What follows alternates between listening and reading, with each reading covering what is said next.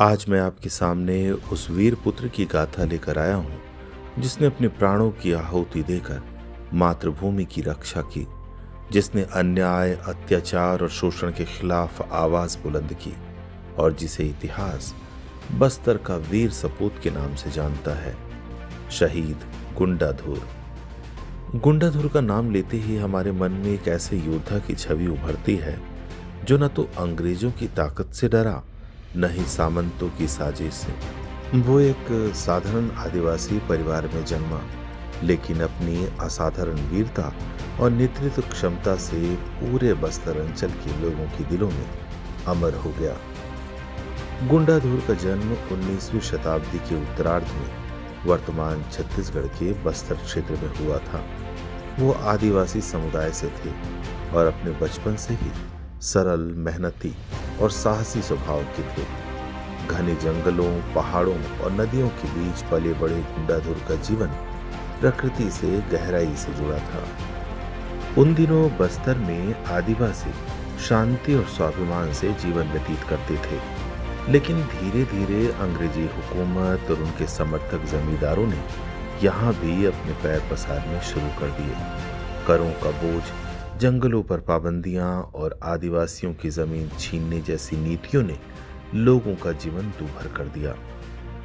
अंग्रेजों ने बस्तर के जंगल को अपने अधिकार में लेना शुरू कर दिया। लकड़ी, खनिज और वन संपदा का खुला दोहन होने लगा। आदिवासियों को जंगल से लकड़ी, फल, शिकार या औषधियां लेने तक की मनाही थी। इसके साथ ही जमींदार और ठेकेदार भी आदिवासियों से जबरन बेगार करवाने लगे। उनकी मेहनत का कोई मोल नहीं दिया जाता था। करों की वसूली इतनी कठोर थी कि कई परिवार कर्ज में डूब गए। इन सब ने गुंडाधुर के मन में विद्रोह की चिंगारी भड़का दी। उन्होंने ठान लिया कि इस अन्याय को और सहा नहीं जाएगा। सन 1910 में बस्तर में एक ऐतिहासिक घटना घटी, बस्तर का महान आदिवासी विद्रोह। ये विद्रोह अंग्रेजों के खिलाफ था, लेकिन इसके निशाने पर वे जमींदार और महाजन भी थे जो अंग्रेजों के सहयोगी बनकर आदिवासियों का शोषण कर रहे थे। गुंडाधुर इस आंदोलन के मुख्य नेता बने। उन्होंने अपने साथियों को संगठित किया, गांव-गांव जाकर लोगों को जागरूक किया और बताया कि ये लड़ाई केवल अपने अधिकारों के लिए नहीं, बल्कि आने वाली पीढ़ियों की स्वतंत्रता के लिए है। गुंडाधुर ने विद्रोह को केवल भावनाओं तक सीमित नहीं रखा, बल्कि उसे एक सुव्यवस्थित रूप दिया।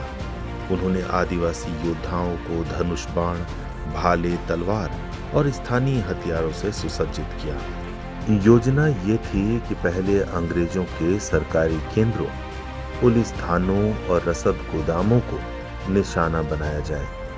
जनवरी 1910 में विद्रोह की शुरुआत हुई। हजारों आदिवासी पुरुष और महिलाएं अपने पारंपरिक वेशभूषा में युद्ध के गीत गाते हुए संघर्ष में उतर पड़े। अंग्रेजी ठिकानों पर हमले, कर वसूली के कागज जलाना, बेगार की प्रथा खत्म करना और जंगलों पर आदिवासियों का अधिकार पुनः स्थापित करना इस विद्रोह के मूल में था। विद्रोह इतना व्यापक था कि अंग्रेजी शासन के हाथ पांव फूल गए। बस्तर के कई हिस्सों में अंग्रेजी कानून लगभग खत्म हो गया और गुंडाधुर को लोग धरती का राजा कहकर सम्मानित करने लगे। अंग्रेजों ने विद्रोह को कुचलने के लिए भारी सेना भेजी। कई महीनों तक जंगलों में संघर्ष चला। अंग्रेज आधुनिक हथियारों से लैस थे, जबकि आदिवासी परंपरागत हथियारों पर निर्भर थे। कठिन परिस्थितियों में भी गुंडाधुर ने हार नहीं मानी, लेकिन धीरे धीरे अंग्रेजों ने अपने जाल फैलाए। कहा जाता है कि एक विश्वासघाती ने अंग्रेजों को गुंडाधुर के ठिकाने की खबर दे दी। फिर भी अंतिम क्षण तक उन्होंने वीरतापूर्वक लड़ाई लड़ी और मातृभूमि की रक्षा करते हुए वीर गति प्राप्त की। गुंडाधुर का बलिदान केवल बस्तर या छत्तीसगढ़ के लिए नहीं, बल्कि पूरे भारत के लिए स्वतंत्रता संग्राम के लिए प्रेरणा स्रोत है।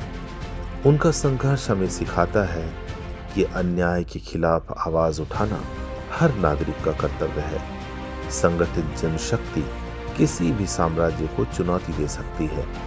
मातृभूमि के लिए प्राणों का बलिदान सर्वोच्च धर्म है। फ्रांसीसी क्रांति लाफायत ने कहा था, विरोध करना पवित्र कर्तव्य है। शहीद गुंडाधुर की गाथा केवल इतिहास का हिस्सा नहीं है, बल्कि ये हमारे आत्मगौरव का हिस्सा है। उनकी वीरता हमें बताती है कि स्वतंत्रता हमें यूं ही नहीं मिली, इसके लिए अनगिनत वीरों ने अपना सर्वस्व निछावर किया है।